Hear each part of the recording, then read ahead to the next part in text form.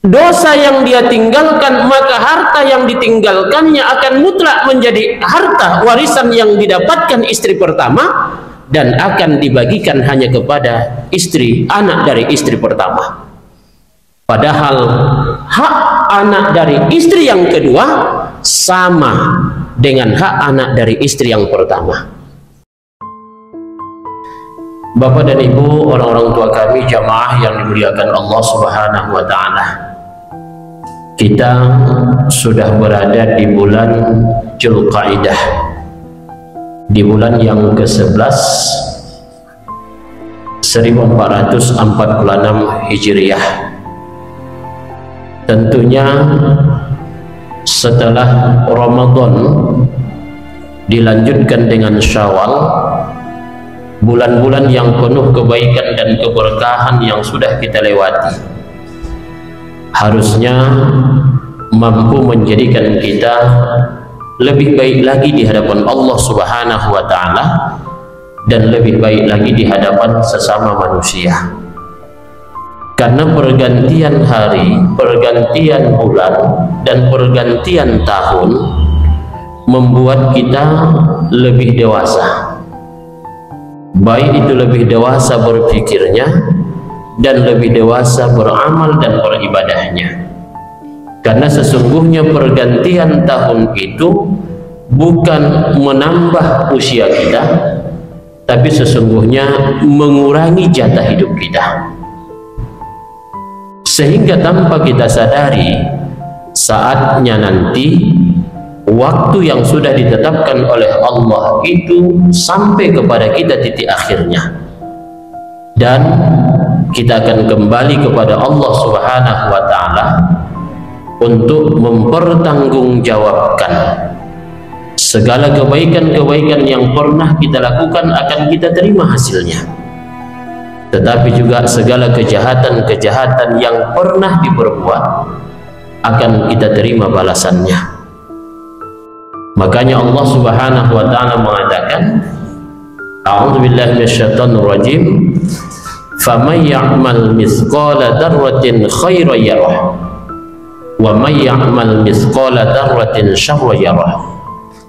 Maka siapapun yang berbuat kebaikan, dia akan menerima balasannya walaupun sebesar jarrah. Dan siapapun yang berbuat kejahatan, dia juga akan merasakan akibatnya walau sebesar jarrah. Tidak ada apa dan tidak ada satu apapun yang bisa nanti kita sembunyikan di hadapan Allah Subhanahu wa taala. Karena kita selalu membaca, Allah sudah mengingatkan kepada kita.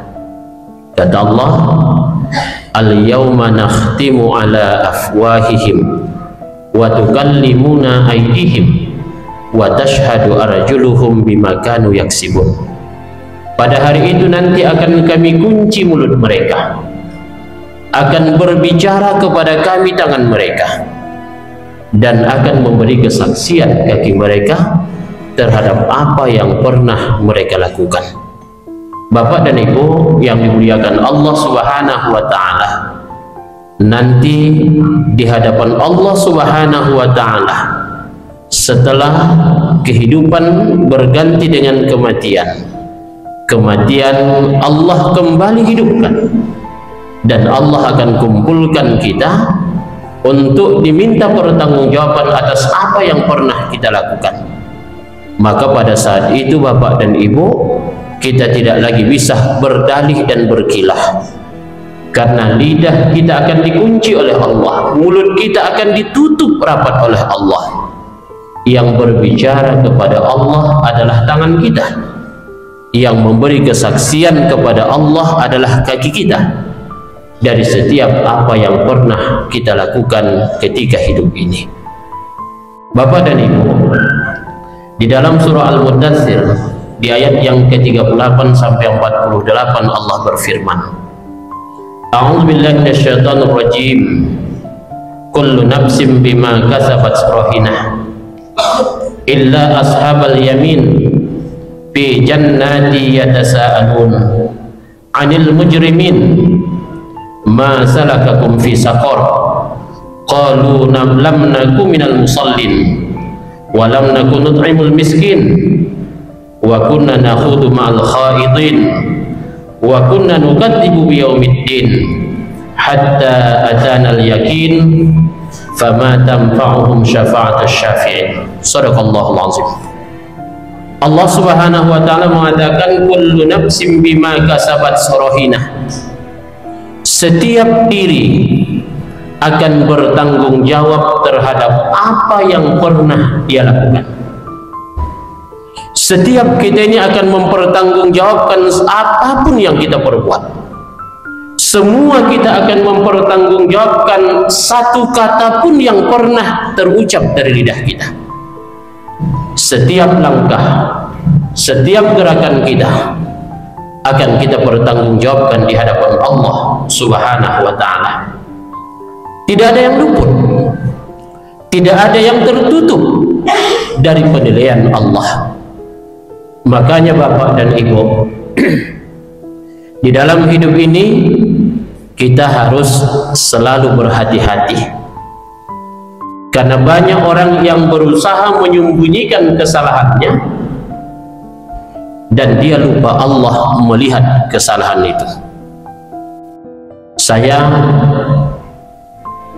mengangkat satu contoh kesalahan yang disembunyikan tapi berakibat fatal untuk dirinya dan untuk orang lain. Apa contohnya Bapak dan Ibu? Ada seorang suami yang menikah lengkap dengan administrasi negaranya. Kemudian dia mendapatkan anak dari istrinya itu. Tapi di lain waktu dia menikah lagi dengan wanita yang lain tanpa administrasi yang lengkap. Kalau istilah sekarang, nikah siri. Kemudian dia juga mendapatkan anak dari wanita yang dinikahinya, dan nikah siri itu sah secara hukum Islam selama ada mempelai laki-laki dan mempelai perempuan, ada wali, ada 2 orang saksi, ada ijab dan qabul, dan ada mahar yang diberikan, maka sah. Tetapi yang jadi masalah, dia sembunyikan pernikahannya yang kedua. Akhirnya si suami yang menikah tadi meninggal dunia. Apa yang terjadi? Dia meninggalkan warisan dan pusaka yang banyak. Tetapi karena pernikahan yang kedua dia sembunyikan, akibatnya apa? Maka istri yang kedua dan anak-anak dari istri yang kedua tidak mendapatkan pusaka dari harta yang dia tinggalkan. Berarti dia zalim kepada anaknya. Tidak hanya sekedar zalim kepada anaknya Bapak dan Ibu, berarti dia meninggalkan dosa kepada istri pertama dan anak-anak dari istri pertama. Dosa apa yang dia tinggalkan? Dosa yang dia tinggalkan, maka harta yang ditinggalkannya akan mutlak menjadi harta warisan yang didapatkan istri pertama dan akan dibagikan hanya kepada istri anak dari istri pertama. Padahal hak anak dari istri yang kedua sama dengan hak anak dari istri yang pertama. Berarti istri yang pertama dan anak dari istri pertama tadi memakan yang bukan hak mereka. Kenapa? Karena di sana ada hak dan bagian dari anak istri kedua. Berarti dia zalim kepada dirinya, dia zalim kepada anaknya dari istri kedua dan istri keduanya, dan dia sekaligus membiarkan istri pertama dan anak yang lahir dari istri pertama ini memakan yang haram karena itu bukan hak mereka seluruhnya. Ini akibatnya. Jadi Bapak dan Ibu yang dimuliakan Allah Subhanahu wa taala, inilah yang saya katakan tadi, contoh ketika kita melakukan perbuatan-perbuatan yang halal secara agama, tetapi dampak hukumnya kepada kita berakibat untuk diri kita dan orang lain. Ini pertama. Yang kedua, ada pula suami yang gentle. Gentlenya bagaimana? Dia berani menceritakan kepada istri pertamanya dia menikah, tapi istri pertama ini tidak menerima. Kenapa? Karena tidak ada surat resmi. Akhirnya meninggallah si suami.